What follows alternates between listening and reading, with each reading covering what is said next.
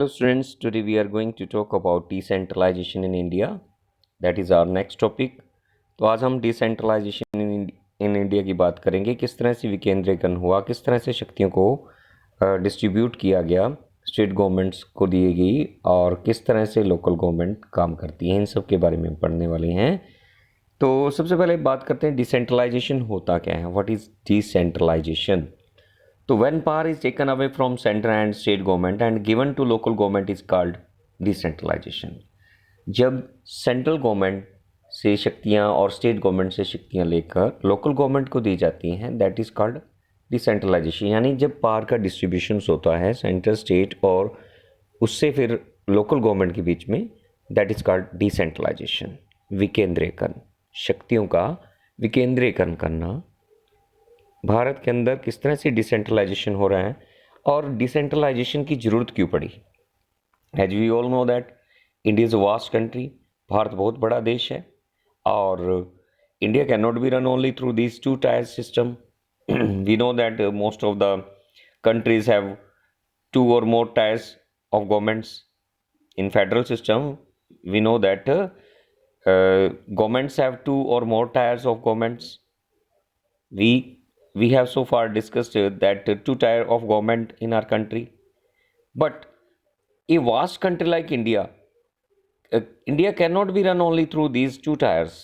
भारत जैसा एक बहुत बड़ा देश है, पॉपुलेशन वाइज बहुत बड़ा देश है हमारा देश, और इस भारत जैसे बड़े देश में जो गवर्नमेंट का जो टू टायर सिस्टम है वो कामयाब नहीं हो सकता, क्योंकि हमारे देश की जो स्टेट्स हैं, states in India are as large as independent states of Europe. जिस तरह की यूरोप की जो कहते थे कि जो हमारे भारत देश की जो राज्य हैं वो इतने बड़े हैं कि वो जो इंडिपेंडेंट कंट्रीज हैं यूरोप की उनके बराबर हैं। तो अगर हम टर्म्स ऑफ पॉपुलेशन की अगर बात करें, ये तो हमने एरिया वाइज बात की कि हमारी जो बहुत सारी स्टेट्स ऐसी हैं जो जो यूरोपियन कंट्रीज़ की के बराबर हैं, मतलब जो यूरोप में जो कंट्रीज़ हैं उनके एरिया के बराबर हैं। लेकिन अगर हम पॉपुलेशन की बात करें, in terms of population Uttar Pradesh is bigger than Russia. Uttar Pradesh Russia से भी ज़्यादा है। उत्तर प्रदेश की पॉपुलेशन रशिया की पॉपुलेशन से ज़्यादा है। और अगर हम महाराष्ट्र की बात करें तो Maharashtra is as big, about as big as Germany. मतलब महाराष्ट्र इतना बड़ा है जितना कि जर्मनी। तो many of these states are internally very diverse. और बहुत सारी स्टेट्स जो हैं इंटरनली क्या हैं, बहुत ज़्यादा डाइवर्स हैं, डिफरेंट टाइप की कल्चर्स हैं। तो there is this a need for power sharing with in this states. इसलिए यहाँ पर पावर को डिस्ट्रीब्यूट करने की ज़रूरत है। तो इन्होंने कहा कि हमें why decentralisation is necessary due to the vastness of states in size and population. Size भी बड़ा है और पॉपुलेशन भी बहुत ज़्यादा है हमारे स्टेट्स की। और दूसरा जो है क्या है, इंटरनली डाइवर्स है। इंटरनली क्या है, डाइवर्स है। तीसरा जो है नीड फॉर पावर शेयरिंग, हमारे को पावर को शेयर करने की ज़रूरत है, क्योंकि जो लोकल गवर्नमेंट है, लोकल पीपल हैं, they know better than the other persons. तो वो उनकी समस्याओं की लोकल गवर्नमेंट जो है इसलिए ज़रूरी है क्योंकि लोकल लोगों की जो समस्याएं हैं वो लोकल लोग ही जान सकते हैं और लोकल लोग ही उनकी समस्याओं का समाधान अच्छे से कर सकते हैं। इसलिए पावर को डिस्ट्रीब्यूट करने की ज़रूरत है। तो this is rational for decentralization of power, thus resulted a third tier of government is called local government. इसलिए इंट्रोडक्शन हुआ किसका, थर्ड टायर ऑफ गवर्नमेंट का, जिसे हम लोकल गवर्नमेंट कहते हैं।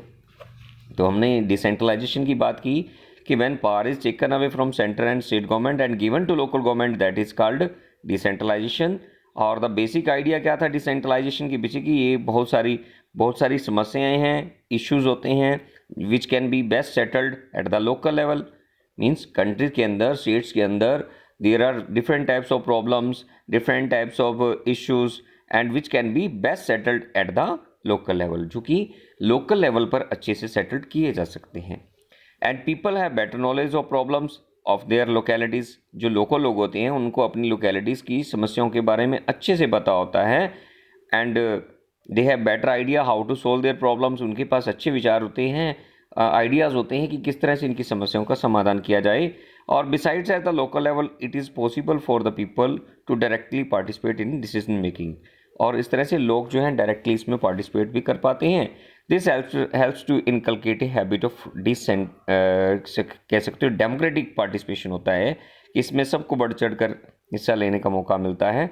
लोकल पीपल समझते हैं कि yes we are also participating in the government and we have also role in the government, तो वो समझते हैं कि यस दे फील कंफर्टेबल और अपनी समस्याओं को अच्छे से वो सोल्व करवा पाते हैं अगर लोकल गवर्नमेंट इंट्रोड्यूस की गई है और लोकल गवर्नमेंट को कुछ पावर्स दी गई हैं। तो ये थी नीड फॉर डिसेंट्रलाइजेशन क्यों हुआ। हमने जो है इसके कॉन्स्टिट्यूशन के अंदर भी इसके बारे में लिखा गया है। Since then there have been several attempts to decentralise part to the local to the level of village and towns. आपने पढ़ा होगा कि म्यूनसिपालिटीज़ और विलेज पंचायत के बारे में पढ़ा होगा। तो पंचायत जो है at village and municipality in are urban areas क्या की गई, सेटअप की गई स्टेट्स के अंदर, but these were directly under the centre of control of state governments. यानी ये जो म्यूनसिपालिटीज़ या ग्राम पंचायत जो थी जिन्हें ग्राम पंचायत बोला जाता है, या पंचायत एट विलेज लेवल और म्यूनसिपैलिटीज़ इन अर्बन एरिया जो खोली गई, तो वो डायरेक्टली कंट्रोल्ड होती थी स्टेट गवर्नमेंट के द्वारा। तो election to these local governments were not held regularly, और इलेक्शंस भी जो है रेगुलरली नहीं होते थे। और जो इस तरह से यहाँ पर क्या था, लिटिल डिसेंट्रलाइजेशन हुआ था, ये मतलब इफेक्टिव नहीं हुआ था। तो डिसेंट्रलाइजेशन के पीछे क्या विचार थे, बेसिक आइडिया क्या था डिसेंट्रलाइजेशन के पीछे।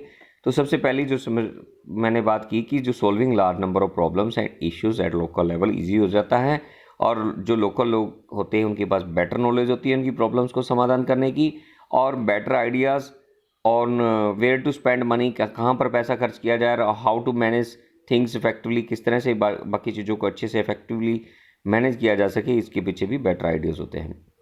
Peoples participation in decision making अच्छा होता है। To realise one important principle of democracy, local government is the best. तो लोकल गवर्नमेंट जो है इस तरह से डिसेंट्रलाइजेशन करना बड़ा ज़रूरी होता है, और लोकल लेवल जो गवर्नमेंट होती है वो लोगों की समस्याओं को अच्छे से समझ सकती है। तो 1992 का जो एक्ट था ये broad in effective decentralisation steps कौन कौन से किए गए थे for this by the constitution, यानी संविधान के द्वारा कौन से कदम उठाए गए डिसेंट्रलाइजेशन करने के। It is mandatory to hold regular elections to local governments. 1992 act के द्वारा संविधान में ये मेंशन किया गया कि ये मैंडेटरी कर दिया गया कि लोकल गवर्नमेंट्स के भी इलेक्शन जो है रेगुलरली होंगे आफ्टर 5 years, या जो भी टर्म्स निर्धारित की जाती है। Reservations of seats for SC, ST and BCs, यानी कि इसमें भी जो लोकल लेवल की जो गवर्नमेंट्स होंगी उनमें SC, ST और BCs को रिजर्वेशन भी दिया जाएगा। इसके साथ 1/3 जो सीट्स हैं वो वुमेन के लिए रिजर्व रहेंगी, यानी कि 33% जो reservation will be given to the women. And state election commission conducts election, यानी कि इंडिपेंडेंट स्टेट इलेक्शन के पास कमीशन के पास पास होगी चुनाव करवाने की, वही चुनाव करवाएगा। State government share some power and revenue with local bodies, और जो स्टेट गवर्नमेंट्स हैं क्या करती हैं, कुछ पावर भी देती हैं, और जो लोकल बॉडीज़ होती हैं उनको कुछ रेवेन्यूज़ का भी हिस्सा देती हैं। अब कल पढ़ेंगे हम इसके बारे में कि पंचायती राज, लोकल सेल्फ गवर्नमेंट, रूरल क्या होता है, कि विलेज लेवल पर क्या होता है, ब्लॉक लेवल पर क्या होता है, डिस्ट्रिक्ट लेवल पर क्या होता है, इन सब के बारे में हम डिटेल में पढ़ेंगे और कल कंप्लीट करने की कोशिश करें चैप्टर को। तो thanks and have a nice day. तो आज आपने जो है डिसेंट्रलाइजेशन पढ़ना है, बहुत ही इंपॉर्टेंट क्वेश्चन है, ये भी 5 marks का आता है पेपर में। यही पूछा जाता है what is decentralisation and why do we need decentralisation in India. तो ये सारे जो आज हमने बताई हैं कि स्टेट्स जो हैं पॉपुलेशन ज़्यादा है, एरिया वाइज ज़्यादा है, और दूसरी जो है इंटरनल क्या है कि डाइवर्स है, ये जो बेसिक आइडियाज़ है उसके बारे में बता सकते हो। इसीलिए हमें सारी जो मतलब जो है लोकल लोग जो है बेटर जानते हैं कि किस तरह से समस्याओं का समाधान किया जाए। तो ये सारी चीज़ें आप उसमें लिख देंगे। 5 नंबर का ये क्वेश्चन आपने फिर नोटबुक पर भी लिखना भी है और लर्न भी करना है। जल्दी ही हम इस चैप्टर का भी जो है टेस्ट कंडक्ट करेंगे। तो आज तक इतना ही। Thanks and have a nice day.